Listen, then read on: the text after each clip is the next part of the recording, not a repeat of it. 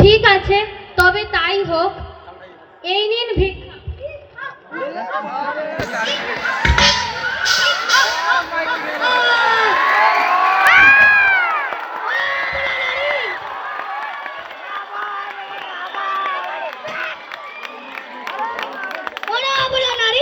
তুই মনে চিনতে পারলি না?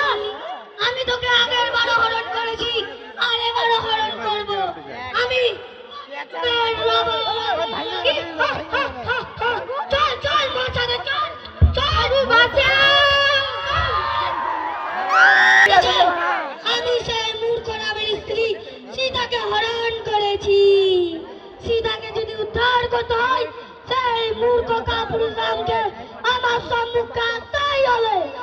এত দেরি হচ্ছে কেন রে কাপুরুষ রাম? আমি যুদ্ধ ঘোষণা করছি, তোকে আমার সম্মুখে সামনে আসতেই হবে। কোথায় কোথায় তুই রাবণ? আমার সঙ্গে না পেরে তুই কিনা এক নিষ্পাপ নারীকে হরণ করেছিস। সীতাকে আমার কাছে তুলে দে বলেছি, না হলে আমার এবারে তুই মার। ওরে মূর্খ কাপুরুষ রাম, তুই কি ভেবেছিস তোর এই বানে আমি মরে যাবো? কখনোই না। এটা ত্রেতা যুগ না, এটা কলি যুগ, আর আমি কলি যুগের রাবণ।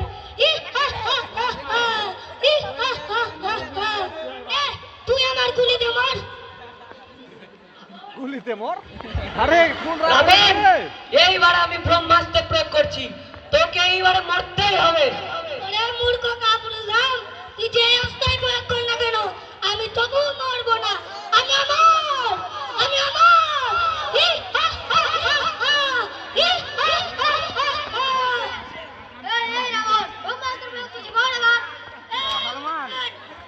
চলে যা আমার সম্মুখ থেকে। এমনি তোর উপর আমার অনেক রাগ আছে। তোর এই লেজ আমার লঙ্কা পুড়িয়ে দিয়েছে, আজ আমি তোর এই লেজ পুড়িয়ে দেবো। চলে যা আমার সম্মুখ থেকে। এই রাবণ, তুই মরে যা। এটা যাত্রা পালা হচ্ছে, পাবলিক কি মনে করবে? ওরা টাকা দিয়ে যাত্রা পালা দেখছে, ওরা আমাদের ছাড়বে না কিন্তু। পাবলিক জানে এই রাবণের উপর দিনের পর দিন অত্যাচার হয়ে চলছে। এই রাবণ প্রত্যেকবার মরে মাত্র 200 টাকা পায়, আর সেই মূর্খ কাপুরুষ রাম আমাকে মেরে 400 টাকা পায়। এটা অন্যায়, এটা অন্যায়। আমাকে যদি মারতে হয় তাহলে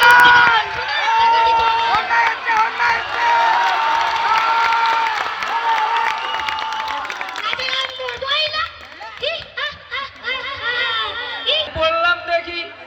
আচ্ছা ঠিক আছে, যাত্রা পালা শেষ হোক, তোকে তোর টাকা দিয়ে দেবো।